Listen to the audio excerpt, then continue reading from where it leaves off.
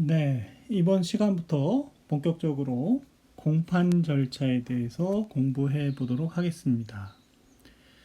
그래서 오른쪽에 있는 것처럼 공판 절차의 기본 원칙부터 해서 공판 준비 절차, 그리고 공판정의 구성과 소송 지휘권 및 법정 경찰권, 계속해서 공판기일의 절차, 그리고 공판 절차의 특칙, 이런 순서로 살펴보도록 하겠습니다. 먼저 공판 절차의 기본 원칙에 대해서 보도록 하겠습니다. 우선 공판 절차라고 하는 것은 2091에 써 있는 것처럼 법원이 피고 사건을 심리하고 재판하는 절차를 공판 절차라고 합니다. 이러한 공판 절차에는 기본 원칙으로 공개주의, 구두 변론주의, 직접주의, 집중 심리주의 등이 논의가 됩니다. 아래에서 차례대로 살펴보겠습니다. 먼저 공개주의에 관해서 살펴보면, 공개주의라는 것은 일반 국민에게 재판의 심리와 판결의 방청을 허용하는 것을 공개주의 또는 공개재판의 원칙이라고 합니다. 그래서 우리 헌법은 109조에서 재판의 심리와 판결은 공개한다. 다만 심리는 국가의 안전보장 또는 안녕질서를 방해하거나 선량한 풍속을 해할 염려가 있을 때에는 법원의 결정으로 공개하지 아니할 수 있다고 규정을 하고 있지요. 그래서 심리와 판결의 원칙적 공개를 규정하면서 예외적으로 국가 안전보장 또는 안정질서 방해하거나 선량한 풍속을 해할 염려가 있을 때를 공개하지 아니할 수 있는 사유로 규정하고 있습니다.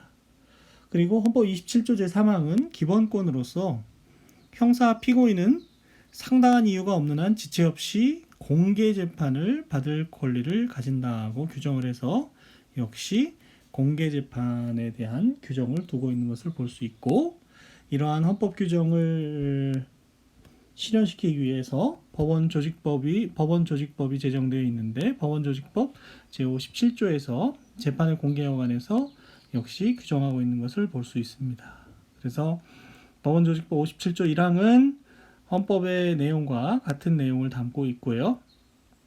2항과 3항은 그런 비공개 결정을 개시하여 선고하여야 한다는 것, 그리고 비공개 결정을 한 경우에도 재판장은 적당하다고 인정되는 자의 재정을 허가할 수 있다는 점을 규정하고 있습니다. 재정을 허가한다는 것은 이렇게 법정에 있는 것을 말하는 것이죠. 법정에 있는 것, 재정 의무를 말합니다. 나중에 재정이라는 말이 또 등장을 할 겁니다. 이와 같은 공개주의에 대해서 대법원 2005년 2005도 5854 판결에서 선고한 바가 있는데요.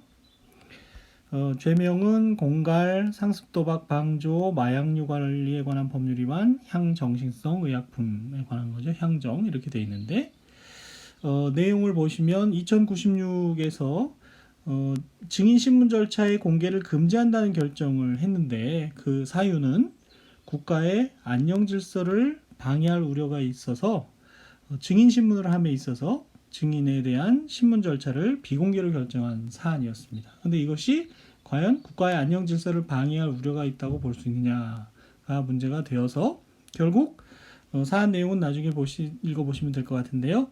증인으로 출석한 공소 외인이 재판을 받고 있는 피고인이나 그의 가족들 앞에서 충분한 진술을 할 수 없다, 이렇게 판단을 해서 비공개 결정을 하였는데, 그것이 과연 국가의 안녕질서를 방해할 우려가 있다는 것에 해당하느냐에 대해서 대법원이 그렇지 않다, 증인신문 절차를 공개하지 않은 것이 국가의 안녕질서를 방해하는 경우라고 볼 수 없다, 이렇게 판시했던 사안인 것이죠.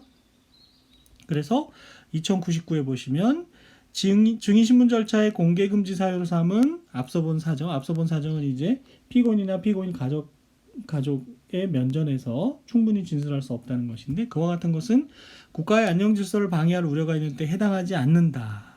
그리고 달리 공개 금지 사유를 찾아볼 수 없기 때문에 그와 같은 이유로 공개 금지를 하고 비공개를 진행한 것은 잘못이다 라고 판단했던 사안입니다. 계속해서 대법원 2013년 7월 26일 선고 2013도 2511 판결을 보면 2101과 2102, 2103에서는 역시 앞서 저희가 공부했던 공개주의 내지 공개재판의 원칙에 대한 설명이 들어 있고요. 2104에 보시면 그런 규정들의 취지에 비춰보면 헌법 제109조나 법원조직법 57조 1항이 정한 공개 금지 사유가 없음에도 불구하고 재판의 심리에 관한 공개를 금지하기로 결정하였다면 그러한 공개 금지 결정은 피고인의 공개 재판을 받을 권리를 침해한 것으로서 그 절차에 의하여 이루어진 증인의 증언은 증거 능력이 없다고 한 것입니다. 네, 공개 금지 사유가 없음에도 불구하고 공개 금지를 하고 증인 신문을 했을 경우 그러한 증인 신문 절차에서 얻은 증언은 증거 능력이 없다는 것이죠. 변호인이 반대 신문을 했다 하더라도 마찬가지라는 얘기입니다. 그래서 2105에 보시면 같은 법리가 공개 금지 결정의 선고가 아예 없었던 등으로 해서 공개 금지 결정 사유를 알 수 없는 경우에도 마찬가지라는 것입니다. 그래서 2106에 보시면 이 사건의 경우에는 공개 금지 결정을 선고하지 않은 채 증인 신문 절차를 진행하고 그 신문 절차가 공개되지 않은 상태에서 진행된 사실을 알 수 있는데 앞서 본 법리에 비춰보면 결국 그러한 증인 신문 절차에서는 피고인들의 공개 재판을 받을 권리가 침해가 된 것이고 그와 같이 수집된 증인 신문 조서는 증거로 쓸 수 없다고 한 사안이 되겠습니다. 그래서 나중에 증거법에 가면은요 위법 수집 증거 배제 법칙을 배우게 되는데요. 일종의 위법 수집 증거에 해당을 해서 증거 능력이 없는 경우라고 볼 수 있겠습니다. 네. 자, 위법 수집 증거에 관해서 자세한 것은 증거법에서 다루도록 그렇게 하겠습니다. 2108로 넘어가서요. 이와 같은 공개주의의 적용이 제한 또는 배제되는 경우가 있는데 법정 방청 및 촬영 등에 관한 규칙에 의해서 방청에 관한 조치를 할 때 방청인이 제한된다든지 방청인의 숫자가 많으면 전부 다 방청을 허용할 수는 없으니까요. 방청인이 제한된다든지 또 같은 규칙에 의해서 퇴정 명령을 받게 된다든지 한편 사건 내용이 국가의 안전보장이나 안녕질서, 선량한 풍속을 해야 할 우려가 있는 때 심리 비공개를 하는 경우 등이 바로 그에 해당하겠습니다. 이런 경우가 공개주의의 적용이 제한 또는 배제되는 경우다. 이렇게 말할 수 있겠습니다. 자세한 법정 방청 및 촬영 등에 관한 규칙에 대해서 아래 참고표에 조문을 제가 적어놨습니다. 그래서 방청에 관한 조치에 관한 조문 그리고 퇴정명령에 관한 조문 예를 들어서 퇴정명령에 관한 조문을 한번 보시면 재판장은 다음 각호에 해당하는 자에 대하여 이를 제재하거나 또는 퇴정을 명할 수 있다 해서 재판장의 허가 없이 녹음, 녹화, 촬영, 중계방송 등을 하는 경우 이런 경우가 바로 행위가 제지당하고 퇴정까지 될 수 있는 그런 사안이죠. 음식을 먹거나 흡연을 하는 자, 법정에서 떠들거나 소란을 피우는 등 재판에 지장을 주는 자 이런 경우에는 제지 및 퇴정 명령을 할 수 있고 세 번째 참고에서는 소년법의 경우 사건의 특성상 소년이라는 피고인의 특성상 심리를 공개하지 않는 것으로 원칙으로 하고요. 다만 소년부 판사가 적당하다고 인정하는 자에게 참석을 허가할 수 있다고 해서 소년 보호 사건에서는 심리의 원칙적 비공개를 규정하고 있는 것을 볼 수 있습니다. 네. 소년 피고 사건이 아니라 소년 보호 사건에 대해서 비공개를 원칙으로 하고 있다. 그리고 법원조직법은 계속해서 녹화 등의 금지라는 조항을 두고 있어서 누구든지 법정 안에서는 재판장의 허가 없이 녹화, 촬영, 중계방송 등의 행위를 하지 못한다고 규정을 하고 있고 그 허가를 하는 것에 대해서는 법정 방청 및 촬영 등에 관한 규칙에서 허가 절차에 관해서 규정을 두고 있습니다. 그래서 저희가 웬만해서는 재판 내용의 방송 이런 거를 보지 못하는 이유는 바로 이와 같은 조문들 때문에 그렇게 되겠습니다. 그래서 여기까지 2109까지 공판 절차의 기본 원칙으로서 공개주의 또는 공개재판의 원칙에 대해서 살펴봤고요. 다음으로 두 번째 공판 절차의 원칙으로서 공판 중심주의에 대해서 살펴보도록 하겠습니다. 형사사건의 실체에 따라서 이제 유죄, 무죄가 판결이 선고가 될 텐데요. 그런 실체에 대한 유죄, 무죄의 심증 형성을 법정에서의 심리에 의해라, 공판에서 해라, 그런 얘기입니다. 그래서 공판 중심주의라고 하게 됩니다. 실체에 대한 심증 형성을 다른 데서 하지 말고 공판에서 심리를 해서 형성을 해라, 이런 원칙을 공판 중심주의라고 하겠습니다. 네. 공판 중심주의란 말이 그동안 공부하면서 여러 번 나왔는데요. 이제 본격적으로 공판 중심주의에 대해서 공부를 하게 된 것이죠. 아래 판결을 보시면 공판 중심주의의 의의에 대해서 살펴볼 수 있고요. 한편 수사기관 작성 진술조서의 증거 능력과 증명력에 대해서도 다루고 있는 판결인데요. 수사기관 작성 진술조서의 증거 능력은 312조 4항의 문제입니다. 그리고 증명력은 이제 또 자유심증주의와 관련이 있는데, 자세한 수사기관 작성 진술조서의 증거능력과 증명력에 대해서 자세한 것은 증거법에서 다루게 될 것이고, 여기서는 어떤 내용이 있는지 살펴보고 넘어가는 정도로 하도록 하겠습니다.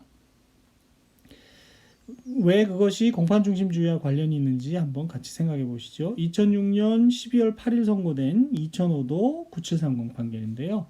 죄명은 윤락행위 등 방지법 위반이라고 해서 지금은 성매매 방지법인가요?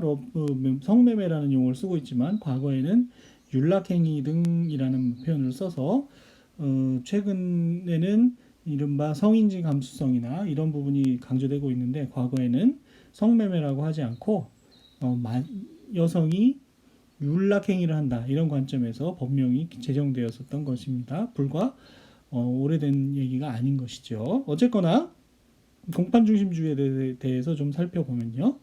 2111입니다. 우리 형사소송법이 채택하고 있는 공판중심주의는 형사사건의 실체에 대한 유죄, 무죄의 심증 형성은 법정에서의 심리에 의하여야 한다는 원칙으로, 제가 이 판결문에서 앞서 봤던 공판중심주의의 개념을 가져온 것입니다. 그래서 그 구체적인 내용을 보면, 법관의 면전에서 직접 조사한 증거만을 재판의 기초로 삼을 수 있고, 그런 내용이고, 또 한편 거기에 그치는 것이 아니라 증명 대상이 되는 사실과 가장 가까운 원본 증거를 재판의 기초로 삼아야 하며, 원본 증거의 대체물 사용은 원칙적으로 허용되어서는 안 된다는 실질적 직접 심리주의를 주요 원리로 삼고 있다. 그래서 이 앞에서 말한 이 법관의 면전에서 직접 조사한 증거만을 재판의 기초로 삼을 수 있다는 부분을 형식적 직접 심리주의라고 할 수 있고요. 그 뒷부분을 실질적 직접 심리주의라고 할 수 있습니다. 그런데 2113에 보시면 수사기관이 원진술자의 진술을 기재한 조서는, 수사기관이 작성한 참고인에 대한 조서는 원본 증거인 원진술자의 진술을 대체하는 증거 방법이죠. 그 참고인이 법정에 나와서 직접 진술하는 것이 아니라 참고인 진술조서라는 조서의 형태로 대체되는 거 아니겠습니까? 그래서 원진술자의 진술을 처음부터 끝까지 그대로 기재한 것이 아니라 그중 공소사실과 관련된 주요 부분의 취지를 요약하여 정리한 것이어서 본질적으로 원진술자의 진술을 있는 그대로 전달하지 못한다는 한계를 가지고 있고, 경우에 따라 조서 작성자의 선입관이나 오해로 인하여 원진술자의 진술 취지와 다른 내용으로 작성될 가능성도 배제하기 어렵다. 그렇겠지요. 그리고 또 조서에 기재된 원진술자의 진술 내용의 신빙성을 판단하는 데 불가결한 요소가 되는 진술 당시 원진술자의 모습이나 태도, 어떤 모습이나 태도로 진술을 하는지, 진술의 뉘앙스 같은 것을 법관이 직접 관찰할 수 없다는 점에서 조서에 기재된 원진술자의 진술 내용은 그 신빙성 평가에 있어 근본적인 한계가 있을 수밖에 없다는 것입니다. 신빙성을 평가하는 것이 결국 증명력의 문제이거든요. 결국 2115에서 보시면 수사기관이 원진술자의 진술을 기재한 조서는 원본 증거인 원 진술자의 진술에 비하여 본질적으로 낮은 정도의 증명력을 가질 수밖에 없다는 한계를 지니는 것이고, 그렇죠. 서류로 기재되어 있는. 특히 원 진술자의 법정 출석 및 반대 신문이 이루어지지 못한 경우에는 그 진술이 기재된 조서는 법관의 올바른 심증 형성의 기초가 될 만한 진정한 증거 가치를 가진 것으로 인정받을 수 없는 것이 원칙이라 할 것이다. 그 진술을 조서에 표현되어 있는 진술을 한 원 진술자가 법정에 출석을 해서 성립의 진정이라든지 그런 내용을 얘기해주고, 또 반대 당사자나 변호인에 의해서 반대 신문이 이루어지지 않은 경우에는 그런 진술 조서의 증명력을 원칙적으로 인정하기 어려운 것이 아니냐, 그런 얘기죠. 따라서 2116에 보시면 피고인이 공소사실 및 이를 뒷받침하는 수사기관이 원진술자의 진술을 기재한 조서 내용을 부인하였음에도 불구하고, 그 내용이 사실과 다르다 이렇게 부인하였는데도 원진술자의 법정 출석과 피고인에 의한 반대 신문이 이루어지지 못하였다면 그 조서에 기재된 진술이 직접 경험한 사실을 구체적인 경위와 정황의 세세한 부분까지 정확하고 상세하게 묘사하고 있어 구태여 반대 신문을 거치지 않더라도 진술의 정확한 취지를 명확히 인식할 수 있고, 그 내용이 경험칙에 부합하는 등 신빙성에 의문이 없어 조서의 형식과 내용에 비추어 강한 증명력을 인정할 만한 특별한 사정이 있거나 그 조서에 기재된 진술의 신빙성과 증명력을 뒷받침할 만한 다른 유력한 증거가 따로 존재하는 등의 예외적인 경우가 아닌 이상 그 조서는 진정한 증거 가치를 가진 것으로 인정받을 수 없는 것이어서 이를 주된 증거로 해서 공소사실을 인정하는 것은 원칙적으로 허용될 수 없다는 것입니다. 그래서 원 진술자가 사망하거나 질병 등으로 인해서 법정에 출석할 수 없고 반대 신문이 이루어지지 못한 경우는 물론이고, 수사기관의 조서를 증거로 함에 피고인이 동의한 경우라도 마찬가지라는 얘기인 것이죠.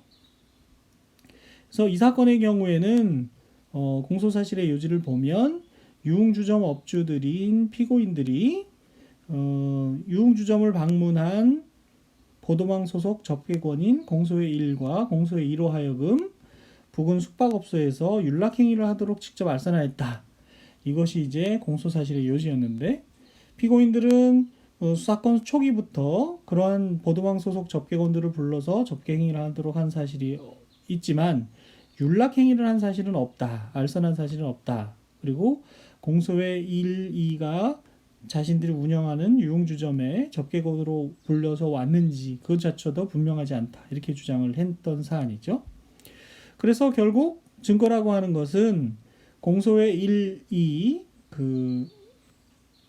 윤락행위를 했다는 공소의 1, 2의 수사기관에서의 진술밖에 없는 형편에서 이것이 이제 가장 중요한 사실상 유일한 증거인데, 그 각 진술이 압수수색 영장을 집행하는 과정에서 느닷없이 임의동행 형식으로 경찰서에 출석한 상태에서 기억에만 의존해서 약 보름 동안의 행적에 관해서 개괄적으로 언급한 것으로 내용 중 일부 유흥주점 방문 시기는 서로 일치하지 않을 뿐만 아니라 방문업소의 위치나 구체적으로 윤락행위를 알선한 자에 대하여는 다소 추상적으로 언급하고 있을 뿐이라는 얘기입니다.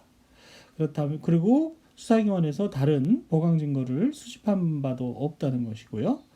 그렇다면 한편 피고인들은 재판 과정에서 줄곧 공소의 1과 공소의 2의 수사기관에서의 진술이 모호하다 이런 걸 지적하면서 법정에 불러달라, 우리가 반대 신문하겠다 이걸 요구했지만 찾을 수가 없어서 소재불명으로 결국 두 사람의 법정 출석과 반대 신문도 성사되지 못했고, 결국 나중에 가서 증거로 함에 동의하기에 이르렀던 그런 사안인 것입니다. 증거 동의에 대해서도 역시 증거법에서 이제 증거 동의에 대해서 배우게 되는데요. 전문 증거에 대해서 증거 동의하면 일단 증거 능력은 생깁니다. 하지만 그것을 증거 가치가 얼마나 높으냐, 증명력이 있느냐, 증명력이 높으냐, 신빙성이 있느냐를 따질 때에는 앞서 본 법리에 따라서 법정 출석과 반대 신문이 이루어지지 않은 상황에서 증거 능력이 있다고 하더라도 그 증거만으로 유죄를 인정하는 것은 원칙적으로 허용되지 않는다는 그런 얘기를 한 사안입니다. 그래서 공판 중심주의에서 왜 그러면은 공판 중심주의와 이게 관련이 있겠습니까? 그와 같은 공소의 1, 2의 진술이 법정에서 직접 이루어졌다면 아까 공판 중심주의 개념이 유죄 무죄에 관한 실체에 관한 유죄 무죄라는 실체에 관한 심증 형성이 공판정에서 이루어져야 된다는 것이거든요. 그렇죠? 조서라는 수사기관에서의 조서의 수사기관이 작성한 조서에 의해서 이루어지는 것이 아니라 그런 의미에서 공판 중심주의와 이 판례가 관계가 있는 것이고요. 한편 수사기관 작성의 진술조서 저희가 참고인 조사할 때 임의 수사할 때 공부를 했지만 그런 부분들이 법정에서 증거로 사용될 때 증거 능력과 증명력의 문제가 발생하는데 전문 증거로서 증거 문제에 대해서는 증거 능력에 대해서는 이 사건 같은 경우에는 증거 동의가 있었기 때문에 증거 능력이 생겼지만 이러한 경우 이 사건 같은 경우 증명력을 인정하기가 어렵다 이런 판례가 되겠습니다. 그래서 사실은 증거법에 대한 공부까지 더 이루어지고 나서 이 판례를 읽어보시면 더 깊은 이해를 하실 수 있는데 지금 저희가 가지고 있는 지식으로서도 자세하게 한번 살펴봤습니다. 나중에 증거법을 공부하시고 나서 다시 보시면 훨씬 더 이해가 깊어질 것입니다. 이렇게 해서 공판 중심주의에 대해서 살펴봤고요. 세 번째로는 구두 변론주의에 대해서 살펴봅니다. 공판 절차의 기본 원칙으로 구두 변론주의가 있습니다. 구두 변론주의에 대해서는 형사소송법 제275조의 3에서 규정하고 있는데요. 공판정에서의 변론은 구두로 하여야 한다. 그리고 특히 37조에서 보면 판결을 할 때에는 구두 변론에 의거해야 한다라는 규정이 있습니다. 이미 37조 규정은 저희가 공부한 바가 있는데요. 구두 변론주의라는 것은 공판 중심주의와 더불어서 상당히 중요한 원칙이라고 할 수 있습니다. 그렇지만이 아니라 공판 중심주의와 더불어서 공판 절차에 중요한 기본 원칙이 된다고 하겠습니다. 여기서는 구두 변론주의의 중요성이라고 할까요? 또는 현실적인 어려움에 대해서 볼 수 있는 것이죠. 가장 좋은 이제 심리 방법이기는 한데 엄청난 업무 부하가 이제 생길 수 있고 모든 것을 다 말로 한다고 생각해 보시죠. 서면으로 하지 못하고 그런 경우가 이제 현실적인 한계로 작용할 수 있습니다. 그래서 리처드 퍼스너라는 분이 쓴 미국의 법 경제학자이시죠. 그래서 저희 나라에 번역되어 있는 굉장히 재미있는 책입니다. 이 책도 법관은 어떻게 사고하는가라는 책에서 제가 구두변론주의에 대한 항목을 거기다 실어놨으니까요. 한번 보시고 구두변론주의가 이런 의미를 가질 수 있겠구나. 한편 구두변론주의를 현실에서 관철한다는 것이 결코 쉬운 일만은 아니겠구나. 그런 생각을 한번 해보시기 바랍니다. 네. 그리고 네 번째 공판 절차의 기본 원칙으로서 직접주의가 있습니다. 직접주의는 앞서 공판 중심주의를 보는 판례에서도 잠깐 나왔지요. 직접주의라는 것은 직접 심리주의라고도 하는데 법원이 공판정에서 직접 조사한 증거만을 재판의 기초로 삼아야 된다는 얘기가 되겠습니다. 그래서 구체적으로는 아까 판례에서 보신 것처럼 형식적 직접주의와 실질적 직접주의로 구성되어 있다고 볼 수 있는데 공판정에서 직접 조사한 증거를 토대로 심증을 형성해야 한다는 형식적 직접주의와 그런 직접 증거 중에서도 증명의 대상이 되는 사실과 가장 가까운 원본 증거를 재판의 기초로 삼아야 되지 그 원본이 아닌 것을 함부로 대체해서는 안 된다는 내용 그리고 가장 가까운 원본 증거여야 된다는 것입니다. 그래서 가장 가깝다는 것과 원본 증거라는 이런 개념이 실질적 직접주의, 실질적 직접 심리주의에 포함되어 있는 것이지요. 그래서 아래 판결을 읽고 직접 심리주의와 자유심증주의에 대해서 검토해보자 이렇게 되어 있는데요. 직접 심리주의는 직접 공판정에서 조사한 증거만을 그 기초로 해서 판단해야 된다는 것과 형식적 직접 심리주의와 가장 가까운 원본 증거를 가지고 심증을 형성해야 된다는 실질적 직접 심리주의로 나눠서 생각해 보시고 자유심증주의라는 것은 증명력, 증거 가치, 증명력은 다른 말로 증거 가치라고도 할 수 있는데 그러한 증거 가치와 증명력은 법관의 자유 판단에 의한다는 것이 자유 심증주의인데요. 2009년 1월 30일 선고된 2008도 7917 판결을 보면서 살펴보도록 하겠습니다. 2128에서는 그 실질적 직접 심리주의와 형식적 직접 심리주의에 대한 설명이 다시 나오고 있고요. 그래서 그 부분은 앞서 본 것으로 생략을 하고 2129에 보시면 형사소송 절차를 주재하는 법원으로서는 형사소송 절차의 진행과 심리 과정에서 법정을 중심으로 특히 당사자의 주장과 증거조사가 이루어지는 원칙적인 절차인 제1심의 법정에서 그와 같은 실질적 직접 심리주의의 정신이 충분하고도 완벽하게 구현될 수 있도록 하여야 된다는 것이죠. 왜냐하면 1심에서 출석한 그 증인이나 이런 사람들의 진술을 통해서 아까 봤던 것처럼 신선한 심증을 형성할 수 있다는 거죠. 진술 태도나 모습, 또 진술의 뉘앙스 이런 것을 다 볼 수 있으니까요. 그에 반해서 항소심에서는 어떻습니까? 항소심에서는 그런 증인신문을 직접 한 것이 아니라 증인신문 조서를 제가 지난 앞선 강의에서 공판조서와 증인신문을 보여드린 바가 있는데요. 그런 증인신문 조서를 통해서 기록을 통해서 보게 되니까 앞서 본 것과 1심에서와 같은 그런 그런 신빙성 유무 평가를 할 수 있는 것은 할 수 없다는 한계를 지니게 된다는 것이죠. 그래서 2132와 같은 얘기를 하게 되는데요. 밑줄 친 부분을 주로 읽어보시면 예외적인 경우가 아니라면 그러니까 항소심에서 신빙성이 더 인정할 수 있는 그런 예외적인 사정이 없는 경우라면 원칙적으로 항소심으로서는 제1심 증인이 한 진술의 신빙성 유무에 대한 제1심의 판단이 항소심의 판단과 다르다는 이유만으로 제1심의 판단을 함부로 뒤집지는 말아라. 이런 판시를 한 것을 볼 수 있습니다. 이것이 1심과 항소심에서의 증인 신문 그리고 증인 신문 조서의 차이점이라고도 볼 수 있는 것이죠. 물론 예외적인 경우가 있다면 판결에서 얘기하는 예외적인 사정이 있다 그러면 얘기가 달라질 수 있지만 그렇지 않은 경우라면 항소심은 1심의 그 판단을 존중해야 된다는 그런 얘기가 되겠습니다. 그래서 자유심증주의가 나왔는데 형사소송법에서 자유심증주의에 대해서는 증거법에서 역시 증명력을 다룰 때 공부를 하게 되고요. 민사소송법상 자유심증주의에 대하여는 이태영 교수님의 강의 책 교과서 436쪽 이하를 참조해 주시면 좋겠습니다. 그래서 법관의 공판 절차의 기본 원칙으로서 직접 심리주의에 대해서 지금 보고 있는 것이죠. 그래서 공판 중심주의와 직접 심리주의는 깊은 관련을 맺고 있습니다.